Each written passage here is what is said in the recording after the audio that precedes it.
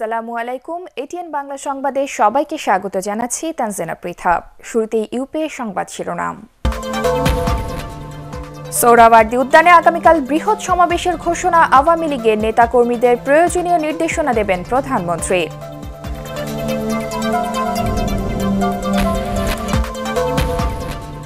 পনেরোশো ছাড়িয়েছে সংসদে সংরক্ষিত মহিলা আসনে আওয়ামী লীগের মনোনয়ন ফর্ম বিক্রি, দলের ইতিহাসের রেকর্ড।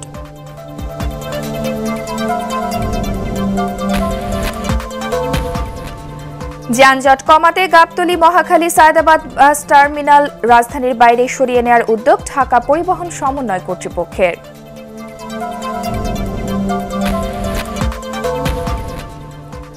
কমছে না চালের দাম, মিল মালিক ও মজুতদারদের দুষছেন বিক্রেতারা, বেড়েছে ডালের দামও।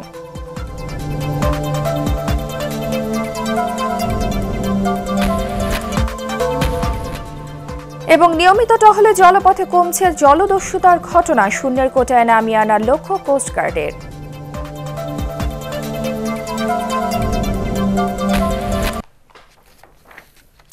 শুনছিলেন ইউপি সংবাদ শিরোনাম, এবারে বিস্তারিত। আগামীকাল সোহরাওয়ার্দী উদ্যানে বড় সমাবেশ করার ঘোষণা দিয়েছেন আওয়ামী লীগ সাধারণ সম্পাদক ওবায়দুল কাদের। সমাবেশে নির্বাচনী ইশতেহার বাস্তবায়নের পাশাপাশি কেউ যেন ক্ষমতার অপব্যবহার করতে না পারে, সেজন্য প্রধানমন্ত্রী শেখ হাসিনা নেতাকর্মীদের প্রয়োজনীয় নির্দেশনা দেবেন বলেও জানান তিনি। রাজধানীর সোহরাওয়ার্দী উদ্যানে সমাবেশের প্রস্তুতি পরিদর্শনকালে ওবায়দুল কাদের এসব কথা বলেন। আপেল মাহমুদের রিপোর্ট। একাদশ জাতীয় সংসদ নির্বাচনে বিজয়ের পর রাজধানীর সোহরাওয়ার্দী উদ্যানে প্রথমবারের মতো মহাসমাবেশ করতে যাচ্ছে আওয়ামী লীগ। সকালের সমাবেশের প্রস্তুতি দেখতে উদ্যানের মাঠে আসেন দলটির সাধারণ সম্পাদক ওবায়দুল কাদের। এটা বিশাল, আমার মনে হয় ঢাকার সব রাস্তাই মিলে যাবে সোহরাওয়ার্দী উদ্যানের এই জনসমুদ্রে।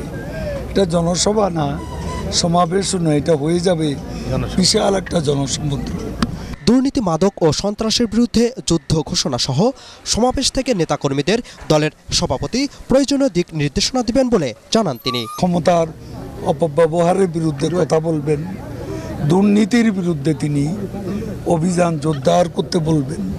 দুর্নীতি, মাদক, সন্ত্রাস, এই তিনটি বিষয়কে গুরুত্ব দেবেন। এই তিনটি বিষয়ে তিনি যেটা নির্বাচনী প্রচার অভিযানে তিনি বলেছিলেন সেটা আবারও পুনর্ব্যক্ত করবেন। আরেকটা বিষয়, সবচেয়ে বড় বিষয় হচ্ছে নির্বাচনী ইশতেহারে যে অঙ্গীকার তিনি জাতির কাছে করেছেন, সে অঙ্গীকার বাস্তবায়নের বিষয়টি তিনি তুলে ধরবেন। এদিকে মহাসমাবেশ সফল করতে বঙ্গবন্ধু এভিনিউর দলীয় কার্যালয়ে মহানগর আওয়ামী লীগের বর্ধিত সভায় সমাবেশকে কেন্দ্র করে নেতাকর্মীদের সংযত আচরণের নির্দেশ দেন তথ্যমন্ত্রী। আমাদের আচার আচরণে যেন কেউ কারো বিরক্তির কারণ না হয়, আমাদের আচার আচরণ সেই দিকে আমাদেরকে খেয়াল রাখতে হবে। মহাসমাবেশ বর্ণিল ও শৃঙ্খলার মাধ্যমে শান্তিপূর্ণভাবে শেষ করার অনুরোধ জানান তিনি। আপেল মাহমুদ, এটিএন বাংলা, ঢাকা। আওয়ামী লীগের ইতিহাসে এবারই জাতীয় সংসদে সংরক্ষিত মহিলা আসনে সবচেয়ে বেশি মনোনয়ন ফর্ম বিক্রি হয়েছে।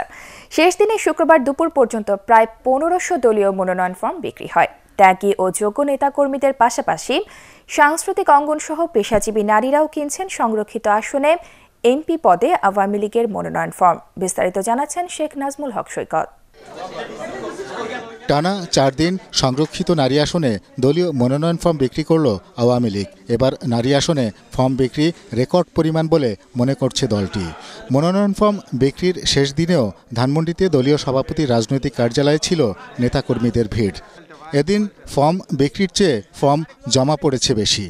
রাজনৈতিক বিভিন্ন ত্যাগ ও যোগ্যতা তুলে ধরে আগ্রহী প্রার্থীরা বাংলাদেশের অগ্রযাত্রায় সামিল হতে চেয়েছেন। 2002 সালে যুব মহিলা লীগের আমি সদস্য সচিব নির্বাচিত হই এবং তার আগে আমি ছাত্র জীবনে ছাত্রলীগ করি রাজশাহী ইউনিভার্সিটিতে, তারপরে ওয়ার্ড মহিলা লীগেও ছিলাম এবং আমি 90 থেকে জাতীয় যে কোনো ফুলওয়ের নির্বাচন, লিটন ভাইয়ের নির্বাচন, সব নির্বাচনে আমি কাজ করেছি। পারিবারিকভাবে আমরা জড়িত এবং তার ফলে আমি যখন যুব মহিলা লীগের সদস্য সচিব হই আমি তখন কারাবরণ করি এবং নির্যাতিত হই। শামসুন্নাহার হলে পুলিশি হামলার প্রতিবাদে সমস্ত আন্দোলনের সাথে সেই সময় ছাত্রদলের হামলার শিকার হই এবং 1/11-এর সময় দেশরত্ন জননেত্রী শেখ হাসিনার মুক্তির দাবিতে পুরো রাজপথ জুড়ে আমরা অবস্থান করেছি। আওয়ামী লীগের মনোনয়নপত্র সংগ্রহ এবং জমা দেয়ায় পিছিয়ে ছিলেন না চলচ্চিত্র জগতের তারকারাও। মাননীয় প্রধানমন্ত্রী শেখ হাসিনার এবারের যে ইশতেহার সেটি অত্যন্ত বাংলাদেশের উন্নয়নকে এগিয়ে নিয়ে যাওয়ার জন্য ভীষণ উল্লেখযোগ্য একটা অঙ্গীকারনামা। আমি রাজনৈতিক কর্মী হিসেবে এবং আমাকে যদি মনোনয়ন দেওয়া হয় তাহলে সেই অঙ্গীকারনামাকে মাথায় রেখে, দলের প্রতি শ্রদ্ধা রেখে, সংবিধান অনুযায়ী একজন সংসদ সদস্যের যে দায়িত্ব সেটা আস্থার সাথে, নিষ্ঠার সাথে, সততার সাথে পালন করব। আমি চাই যে এখন আপা আমাদের জননেত্রী শেখ হাসিনা আপা যদি আমাদের মাথায় একটু হাত রাখেন, একটু ওনার পাশে কাজ করার সুযোগ দেন, তাহলে দেশের জন্য কাজ তো দেশের জন্যই করব। দেশের অসহায় যারা আছে তাদের জন্য কিছু একটা করার ইচ্ছা পোষণ করি। দলের দপ্তর সম্পাদক আব্দুস সোবহান গোলাপ জানান, নারী আসনে দলীয় মনোনয়ন ফর্ম বিক্রি শেষ হলেও জমা নেওয়ার সময় আরও 2-1 দিন বাড়তে পারে। ফর্ম বিক্রির শেষ দিন 18 তারিখ এবং ইতিমধ্যে আমার মনে হয় গতকাল যে 1400-এর মতো হয়েছে, আজকে হয়তো 100-200-এর মতো যদি যায়, আমার টোটাল 1500 থেকে 1600 ফর্ম বিক্রি হবে মানে বিশ্বাস করি, বিপুল সারা। 50টি সংরক্ষিত মহিলা আসনের মধ্যে আওয়ামী লীগ পাবে 43টি আসন আর জাতীয় পার্টি ও বিএনপি সহ বিভিন্ন রাজনৈতিক দল পাবে বাকি 60টি সংরক্ষিত মহিলা আসন। শেখ নাজমুল হক সৈকত, এটিএন বাংলা, ঢাকা। ঢাকার 3টি আন্তজেলা বাস টার্মিনাল রাজধানীর বাইরে সরিয়ে নেওয়ার উদ্যোগ নিয়েছে ঢাকা পরিবহন সমন্বয় কর্তৃপক্ষ ডিটিসিএ। রাজধানীর প্রবেশমুখী যানজট কমাতে এই সিদ্ধান্তের কথা জানিয়েছেন ডিটিসিএর নির্বাহী পরিচালক খন্দকার রাকিবুর রহমান। তবে পরিবহন বিশেষজ্ঞরা বলছেন, ব্যক্তিকেন্দ্রিক গণপরিবহন ব্যবস্থা চালু থাকলে টার্মিনাল দূরে নিলেও যানজট কমবে না। আরও জানাচ্ছেন মাহবুব কবির চপল। ঢাকার 3টি আন্তজেলা বাস টার্মিনাল গাবতলী, মহাখালী, সায়দাবাদ থেকে প্রতিদিন 5 থেকে 6000 বাস বিভিন্ন জেলায় যাতায়াত করে। টার্মিনালগুলো রাজধানীর বাইরে করা হলেও শহরের পরিধি বাড়ায় এগুলো ভেতরে চলে এসেছে। রাস্তা দখল করে যাত্রী ওঠানামা করায় টার্মিনালের আশপাশে সৃষ্টি হচ্ছে যানজট, চাপ পড়ছে অন্য সড়কেও। অবস্থা বিবেচনায় গাবতলী বাস টার্মিনালকে সাভার, মহাখালীকে গাজীপুরের চৌরাস্তা, সায়দাবাদ টার্মিনালকে কাঁচপুরে সরিয়ে নেওয়া হচ্ছে। আর কেরানীগঞ্জে হচ্ছে আরেকটি আন্তজেলা বাস টার্মিনাল। ঢাকা পরিবহন সমন্বয় কর্তৃপক্ষের নির্বাহী পরিচালক খন্দকার রাকিবুর রহমান জানান, এই 3টি টার্মিনালকে রাজধানীতে চলাচলকারী বাস টার্মিনাল করা হবে। এই 3টি আন্তজেলা বাস টার্মিনালকে যদি আমাদের ঢাকা সিটির বাস টার্মিনাল হিসেবে গণ্য করা হয় এবং আন্তজেলা বাস টার্মিনালগুলোকে আরও দূরে পাঠিয়ে দেওয়া হয়, তো এই কাজগুলোর একটা ফিজিবিলিটি করার জন্য আমরা খুব শিগগিরই আমরা কনসালটেন্ট নিয়োগ করব। তবে পরিবহন বিশেষজ্ঞ অধ্যাপক শামসুল হক বলছেন যে টার্মিনাল দূরে সরিয়ে নেওয়া হলেও সেখান থেকে রাজধানীতে যাত্রী পরিবহনে প্রতিযোগিতা শুরু হবে, ফলে আবারও আগের অবস্থা সৃষ্টি হতে পারে। তাই বাসগুলোকে শৃঙ্খলার মধ্যে আনার বিকল্প নেই। আমি সিস্টেমটাকে রেখে প্রজেক্ট সর্বস্ব দর্শন দিয়ে যদি আমি যানজট কমাতে চাই, দূরে যেতেই থাকবে আর একটা বাস ধরার জন্য শহর থেকে 50টা ছোট ছোট গাড়ি তৈরি হবে, নামার পর আবার 50টা ঢুকবে। ওয়ারেস এটাকে একটা ইন্টিগ্রাল পার্ট হিসাবে আমি সিস্টেম কারেকশন করে এক কোম্পানি ঢুকা এবং বের হওয়ার জন্য কোনো বিরূপ প্রতিক্রিয়া নাই, তাহলে কিন্তু দেখা যাবে ছোট ছোট টার্মিনালের ডেফিনেশন অনুযায়ী টার্মিনাল এবং তার কোনো বিরূপ প্রতিক্রিয়া নাই, এবং সেইভাবে যদি করা যায় তাহলেই কিন্তু টেকসই সমাধান পাবো। যাদের স্বার্থ সংশ্লিষ্ট ব্যাপারটা এটার সাথে জড়িত ঢাকার গণপরিবহনের সাথে, সেখানে শুধু মালিকেরা না, অনেকে মানবে না। কিন্তু আশার বাণী হলো এটা জনাব আনিসুল হক সাহেব সহ আরও বিগত 2-3 বছর আগে যখন শুরু করেছিলাম, অর্থ সচিবের সাথে বৈঠক করেছিলাম, এটা নিয়ে 7-8টা আমি সভা করেছি। ঢাকায় পরিবহনের শৃঙ্খলা ফেরাতে সরকারকে কঠিন সিদ্ধান্ত নিতে হবে বলে মনে করেন পরিবহন বিশেষজ্ঞরা। মাহবুব কবির চপল, এটিএন বাংলা, ঢাকা। রাজধানীর বাজারগুলোতে কমেনি চালের দাম, বাড়তি দামে বিক্রি হচ্ছে ডাল, আদা ও রসুনও। নির্বাচনের পর থেকে এসব পণ্যের ঊর্ধ্বগতির জন্য মিল মালিক ও মজুতদারদের দুষছেন বিক্রেতারা। আর ক্রেতারা বলছেন, বাজার পরিস্থিতি স্বাভাবিক করতে সরকারকে আরও কঠোর অবস্থানে যেতে হবে। আদ্দিন সজীবের রিপোর্ট। এই তো গেল অগ্রহায়ণেই নতুন চাল উঠেছে ঘরে ঘরে। স্বাভাবিকভাবেই কমবে চালের দাম, স্বস্তি থাকার কথা ছিল সবার মধ্যেই, কিন্তু দাম তো কমেইনি, উল্টো বেড়েছে। কিছুদিন হলো নতুন মন্ত্রিসভা গঠন হয়েছে। এর মধ্যে চাল ব্যবসায়ীদের সঙ্গে বৈঠকও করেছে সরকার। আশ্বাস ছিল দাম কমবে, কিন্তু আসলেই কমেছে কি? এখন তো বর্তমানে চালের সিজন, এখন তো কমার কথা, কিন্তু হঠাৎ করে বাইরে গেছে গা। মেল মালিকরা চাল আটকে তো দাম তো বাড়াইছে।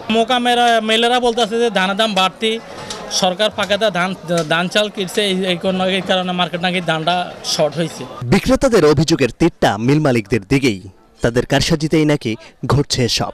মানুষ কিছু বুঝতে না পারতেই মানে ভোট করে চালের দাম 4 টাকা 5 টাকা বেড়ে গেছে। মোটা চালটা বিশেষ করে 2 থেকে 3 টাকা বাড়ছে। এখন আমাদের তো ভাই, আমরা তো সাধারণ মানুষ, আমাদের তো মনে করেন 1 কেজি চালের 3 টাকা বেড়ে গেলে তো অনেক টাকা বেড়ে যায়। এই জায়গাগুলি একটা মানে দ্রব্যের দামের জন্য নির্ভর করে। সেই জায়গাগুলি যদি আমাদেরকে একেবারে ওভাবে ফিক্স করে দেওয়া যেত যে ট্রাক ভাড়া এরকম লাগবে, গ্রোয়ারের কাছ থেকে এরকম কেনা হবে, বাজারে আসলে এই ভ্যারিয়েন্সগুলি আছে, এগুলো ফিক্স থাকবে, তাহলে হয়তো আমাদের জন্য সহজ হতো। ভাতের মতোই সাধারণ মানুষের অতি জরুরি ভোগ্যপণ্য ডাল, সেটিও প্রায় নাগালের বাইরে। ডালে থেকে 10 থেকে 12 টাকা করে মসুর ডালে বাড়ছে। যেমন যে মসুর ডাল আমরা বিক্রি করছি 80 টাকা কেজি, 85 টাকা, বর্তমানে এগুলা 100 টাকা 95 টাকা কেজি বেশি। কেজিতে 10 থেকে 12 টাকা আমরা কিনে আনি।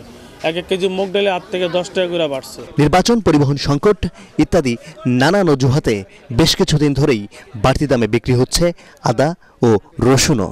এক্সকিউজের সবচেয়ে বড় কারণটা হচ্ছে নির্বাচন, কিন্তু আমরা সবাই জানি নির্বাচনে কিন্তু এবার কোনো হরতাল বা এই টাইপের কোনো প্রবলেম হয় নাই। যেহেতু হয় নাই, তো আলটিমেটলি এইগুলো শুধু এক্সকিউজ। তো আমি মনে করি, আমরা সবাই আসলে মনে করি, জিনিসপত্রের যেগুলো দাম বেশি, এগুলোর ব্যাপারে গভর্নমেন্টের আরেকটু মানে ইন্সপেকশন বা তাদের আরেকটু মানে ডিফেন্ড করা উচিত। নিয়ন্ত্রণ যদি সরকার এটাকে চেষ্টা করে তাহলে করতে পারবে, তাছাড়া আমাদের তার কিছু করার নেই। এটা সরকার যদি চেষ্টা করে তাহলে পারবে। তবে স্থিতিশীল আছে মাছ মাংসের বাজার। আদ্দিন সজীব, এটিএন বাংলা, ঢাকা।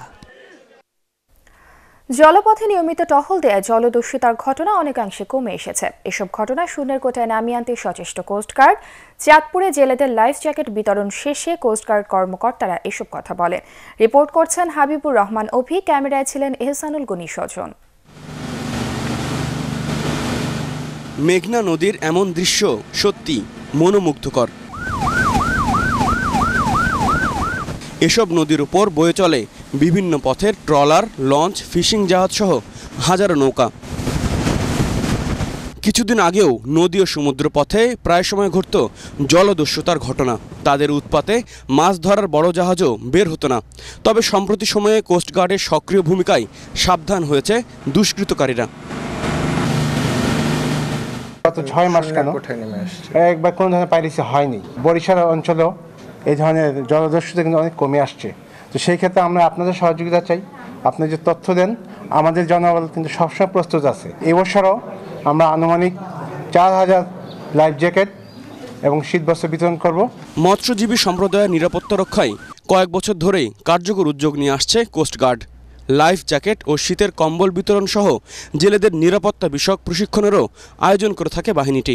এখন জ্যাকেট দিতেছে, আমরা নদীতে কোনো যদি দুর্ঘটনা হয় জ্যাকেটের উপরে নির্ভর করতে পারবো। নদীতে ডাইবা গেলে এগুলা গাও দিলে আর ডাববো না।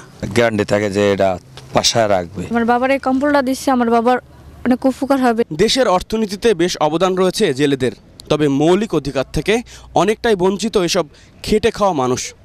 জীবিকার টানে এ জলপথে পাড়ি জমান হাজারো জেলে, তবে পর্যাপ্ত নিরাপত্তা ব্যবস্থা না থাকার কারণে প্রায় সময় তারা নৌকা ডুবি ও ট্রলার ডুবির শিকার হন। গত বছরেই প্রায় 600 জন জেলেকে উদ্ধার করেছে কোস্টগার্ড। তবে লাইফ জ্যাকেট সাথে থাকলে অনেকটাই নিরাপদ হবে জেলেদের যাত্রা। হাবিবুর রহমান অভি, এটিএন বাংলা, চাঁদপুর। চট্টগ্রামের আনোয়ারায় পার্কি সৈকতে বিপজ্জনকভাবে প্রায় 2 বছর ধরে আটকে আছে একটি সমুদ্রগামী জাহাজ। জাহাজটি সরিয়ে না নেওয়ায় পরিবর্তিত হচ্ছে সৈকত এলাকার গতি প্রকৃতি। একই সাথে জনপ্রিয় এই সৈকতের সৌন্দর্যহানির পাশাপাশি বাড়ছে ঝুঁকিও। চট্টগ্রাম থেকে আবুল হাসনাতের রিপোর্ট, জানাচ্ছেন রাজীব সাহা। 2017 সালের 30 মে ঘূর্ণিঝড় মোরার প্রভাবে বন্দর চ্যানেলের কাছে পার্কি সৈকত এলাকায় উঠে যায় এমভি ক্রিস্টাল গোল্ড নামের বাংলাদেশি জাহাজটি। 550 ফুট দৈর্ঘ্য ও প্রায় 10,000 টন ওজনের জাহাজটি সমুদ্রে ভাসাতে মালিকপক্ষ কয়েক দফা চেষ্টা চালিয়ে ব্যর্থ হয়, ফলে পরিত্যক্ত হয় এমভি ক্রিস্টাল গোল্ড। জাহাজটি প্রায় 2 বছর ধরে বালুরচরায় আটকে থাকায় আনোয়ারার উপকূলীয় বেড়িবাঁধে ভাঙন ছাড়াও পার্কি সৈকত এলাকায় দেখা দিয়েছে পরিবেশ বিপর্যয়। হুমকির মুখে পড়েছে সৈকত এলাকা। এটা স্রোতকে বাধাগ্রস্ত করতেছে, এদিকে ভেঙে যাচ্ছে। আমরা দেখি না কখনো যে পার্কি বিচে কাদা মাটি, এখন দেখা গেল যে শিপের কারণে আজকে 2.5 বছর আসলে কাদা মাটিতে ভরপুর হয়ে গেছে। গত বছরের অক্টোবরে স্ক্র্যাপিংয়ের জন্য উচ্চ আদালত থেকে জাহাজটি নিলামে কিনে নেয় 4 স্টার এন্টারপ্রাইজ নামের একটি প্রতিষ্ঠান। এরপর গত মাসে জাহাজটি কাটার উদ্যোগ নিলেও অনুমতি মিলছে না পরিবেশ অধিদপ্তরের। তাদের দাবি, আইন অনুযায়ী নির্ধারিত স্থান ছাড়া অন্য কোথাও জাহাজ ভাঙার সুযোগ নেই। তবে উচ্চ আদালতের নির্দেশনা বা সংশ্লিষ্ট মন্ত্রণালয় অনুমোদন দিলে ওই স্থানে জাহাজ ভাঙা যেতে পারে। উপযুক্ত যন্ত্রপাতি এবং বর্জ্য ব্যবস্থাপনার সঠিক প্রয়োগ করে ওইখানে ওই জাহাজটা কাটার কি ব্যবস্থা করা যায়। তবে মালিকপক্ষ বলছে, উচ্চ আদালত সহ সংশ্লিষ্ট দপ্তরগুলোর অনুমোদন থাকলেও অজানা কারণে তারা বাধার মুখে পড়ছে, যা তাদের আর্থিক ক্ষতির মধ্যে ফেলেছে। পরিবেশের সাথে আমরা গত 8-11 তারিখ একটা চিঠি দিয়েছি, 11 মাসে, আর 9-12তে একটা চিঠি দিয়েছি, 2টা চিঠি দিয়েছি। আমাদেরকে চিঠির কোনো সদুত্তর দেয় নাই। পরিবেশ ভারসাম্য রেখে আমরা এই জাহাজটা এখানে কাটতে চাই এবং আদালতও আমাদেরকে এখানে কাটার জন্য অনুমোদন দিয়েছে। এই অবস্থায় কয়েক মাসের মধ্যে জাহাজটি কেটে সরিয়ে নেওয়া না হলে বর্ষা মৌসুমে জাহাজটি হেলে গিয়ে সৈকত ও চট্টগ্রাম বন্দর এলাকার জন্য ঝুঁকির কারণ হতে পারে বলে আশঙ্কা করা হচ্ছে। Bureau report, ATN Bangla. জানাবো আল আরাফা ইসলামী ব্যাংক অর্থ সংবাদ।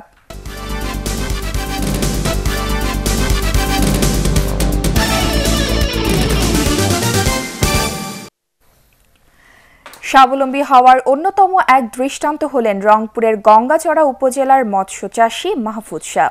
কৃষিতে লোকসান থেকে রেহাই পেতে মাছ চাষ করে নিজের অবস্থা পাল্টেছেন, পাশাপাশি অন্য কৃষকদেরও সহযোগিতা আর পরামর্শ দিয়ে উদ্বুদ্ধ করছেন তিনি। স্বল্প সুদের ঋণ আর সরকারি পৃষ্ঠপোষকতা পেলে মাছ চাষ আরও ত্বরান্বিত হবে বলে মনে করেন সংশ্লিষ্টরা। রংপুর থেকে মাহবুবুল ইসলামের রিপোর্ট, জানাচ্ছেন মামুনুর রশিদ। উচ্চশিক্ষিত হয়েও সরকারি বা বেসরকারি সংস্থায় চাকরি না পেয়ে অবশেষে কৃষিকাজ শুরু করেন রংপুরের গঙ্গাচড়ার মাহফুজ শাহ। তবে এতে লোকসানে পড়েন তিনি। পরে 2007 সালে মৎস্য বিভাগের পরামর্শে ক্ষুদ্র পরিসরে একটি পুকুর দিয়েই মাছ চাষ শুরু করেন তিনি। এরপর আর তাকে পেছন ফিরে তাকাতে হয়নি। বর্তমানে মাহফুজ 22টি জলাশয়ে মাছ চাষ করছেন। মাছ চাষ বা ফার্ম যারা করতেছে তাদেরকে যদি একটু সাপোর্ট দেওয়া যায়, তাহলে গ্রামে মানুষ চাকরির পেছনে যেভাবে ছুটতেছে, আমাদের উঠতি বয়সী ছেলেরা চাষ করে, তা না করে যদি আত্মকর্মসংস্থানের দিকে আসে, তাহলে একদিকে যেমন দেশে কর্মসংস্থানের সৃষ্টি হবে, বেকার সমস্যার সমাধান হবে। তার এই সাফল্যে আগ্রহ বেড়েছে এলাকাবাসীর মধ্যে। তিনিও আগ্রহীদের বিনামূল্যে প্রয়োজনীয় পরামর্শ ও প্রশিক্ষণ দিয়ে যাচ্ছেন। পাশাপাশি নিজের মৎস্য হ্যাচারিতে কর্মসংস্থান সৃষ্টি করেছেন এলাকার বেকার যুবকদের। দেখলাম যে উনি মোটামুটি এটা অনেকটা অ্যাডভান্স হয়েছে, তেলাপিয়া মিশ্র আমরাও করতেছি দেখা দেখি। কিছু কিছু লোক এখানে আসতেছে, পরামর্শ নিচ্ছে, তারা পুকুর করতেছে। এভাবে করতে করতে করতে করতে অনেক পুকুর গঙ্গাচড়া উপজেলায় তার কাছে অনেক পরামর্শ নিয়ে অনেক পুকুর করে ফেলছে। মাহফুজ শাহর এমন উদ্যোগকে স্বাগত জানিয়েছে জেলা মৎস্য বিভাগ। আমাদের সম্প্রসারণ কাজের অংশ হিসেবে তাদেরকে আমরা সবসময় পরামর্শ দিয়ে থাকি এবং তার সেজন্য কোনো সমস্যা করে তার কারিগরি যে সমস্যাগুলো আছে এই সমস্যার দিক দিয়ে আমরা সমাধানের চেষ্টা করে থাকি। কৃষি খাতের মতো মৎস্য খাত ত্বরান্বিত করতে মৎস্য ব্যাংক চালু করে স্বল্প সুদে ঋণ দেওয়ার আবেদন জানিয়েছেন চাষিরা। এতে অনেকেই উদ্বুদ্ধ হবে, কর্মসংস্থান সৃষ্টি হয়ে কমবে বেকারত্বের হার। Bureau report, ATN Bangla. আন্তর্জাতিক সংবাদ।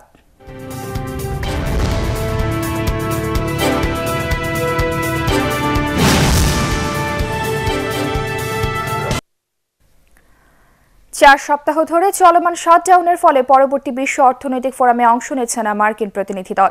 বৃহস্পতিবার হোয়াইট হাউস থেকে জানানো হয়, আগামী সপ্তাহে দাভোসে অনুষ্ঠিত হতে যাওয়া এই সম্মেলনে নিজেদের ব্যয় সংকোচনের সিদ্ধান্ত নিয়েছেন প্রেসিডেন্ট ডোনাল্ড ট্রাম্প। 22 জানুয়ারি থেকে শুরু হতে যাওয়া সম্মেলনে প্রেসিডেন্টের সাথে প্রথম অধিবেশনে উপস্থিত থাকার কথা ছিল যুক্তরাষ্ট্রের অর্থমন্ত্রী ও বাণিজ্য মন্ত্রীর। এদিকে সদ্য নির্বাচিত হাউস অফ রিপ্রেজেন্টেটিভের স্পিকার ন্যান্সি পেলোসির বিদেশ সফরও সাময়িক স্থগিত হয়েছে। ব্রাসেলস ও আফগানিস্তান সফরে এই ডেমোক্র্যাট নেতা নিরাপত্তার ভার রাষ্ট্র বহন করতে পারবে না বলে জানানো হয়েছে। মেক্সিকো সীমান্তে প্রাচীর তৈরির অর্থ বরাদ্দ নিয়ে শুরু হওয়া শাটডাউনের মেয়াদ গত সপ্তাহে রেকর্ড ছাড়িয়েছে। ক্যান্সার প্রতিরোধে সচেতনতার লক্ষ্যে চতুর্থবারের মতো রাজধানীতে শুরু হলো cycle rally for cancer awareness program 2019। সকালে শাহবাগের জাতীয় জাদুঘরের সামনে থেকে কিশোরগঞ্জের উদ্দেশ্যে রওনা হয় সাইকেল র্যালিটি। কর্মসূচি উদ্বোধন করেন বাংলা একাডেমির উপপরিচালক ডক্টর আমিনুর রহমান ও ক্রীড়াবিদ শিরিন সুলতানা। বিশিষ্ট কথা সাহিত্যিক হুমায়ুন আহমেদের ভক্তদের সমন্বয়ে গঠিত সংগঠন হিউমু পরিবহন এই কর্মসূচির আয়োজন করে।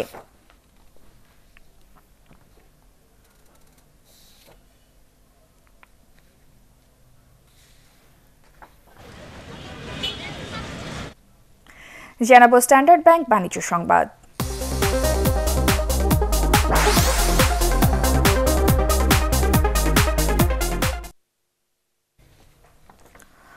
আজ থেকে শুরু হয়েছে ফার্স্ট সিকিউরিটি ইসলামী ব্যাংক লিমিটেডের 2 দিনব্যাপী বাৎসরিক ব্যবসায়িক সম্মেলন। সম্মেলনে ব্যাংকের ব্যবস্থাপনা পরিচালক সৈয়দ ওয়াসেক মোহাম্মদ আলী, অতিরিক্ত ব্যবস্থাপনা পরিচালক আব্দুল আজিজ, উপব্যবস্থাপনা পরিচালক মোস্তফা খায়ের ও জহুরুল হক অন্যান্যের মধ্যে উপস্থিত ছিলেন। সম্মেলনে 2018 সালের ব্যবসায়িক সাফল্য পর্যালোচনা এবং 2019 সালের জন্য বিভিন্ন লক্ষ্যমাত্রা নির্ধারণ করা হয়।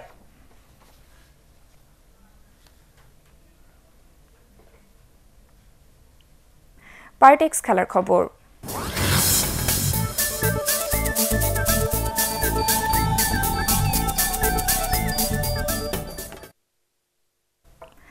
সিলেটে বিপিএল এ দিনের প্রথম ম্যাচে এখন ঢাকা ডায়নামাইটসের বিপক্ষে ব্যাট করছে সিলেট সিক্সার্স।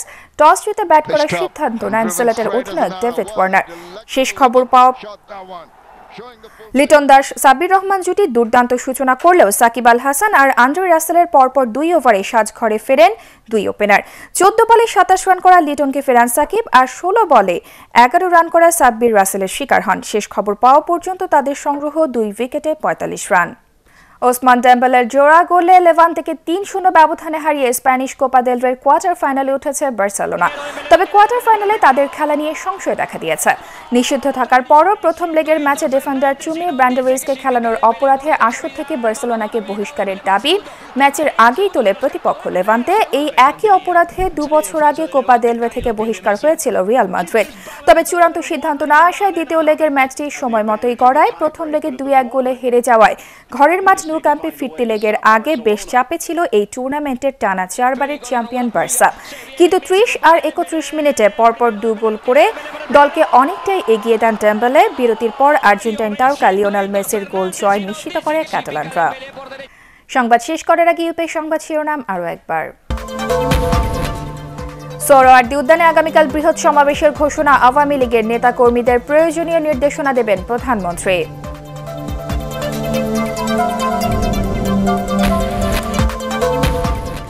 পনেরোশো ছাড়িয়েছে সংসদে সংরক্ষিত মহিলা আসনে আওয়ামী লীগের মনোনয়ন ফর্ম বিক্রি, দলের ইতিহাসে রেকর্ড।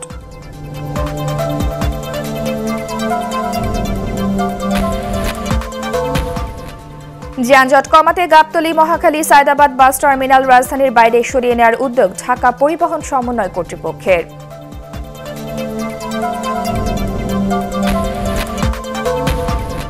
কমছে না চালের দাম, মিল মালিক ও মজুতদারদের দুষছেন বিক্রেতারা, বেড়েছে ডালের দামও।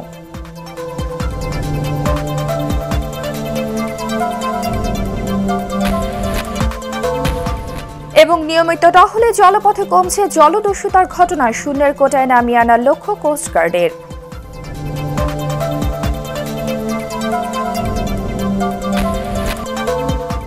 দর্শক, এই ছিল এখনকার সংবাদ। পরবর্তী সংবাদ দেখার আমন্ত্রণ জানিয়ে শেষ করছি। এছাড়া ATN বাংলা সংবাদ ইউটিউবে দেখতে ব্রাউজ করুন www.youtube.com/ATN Tube News। সাবস্ক্রাইব করে ATN বাংলার সাথেই থাকুন।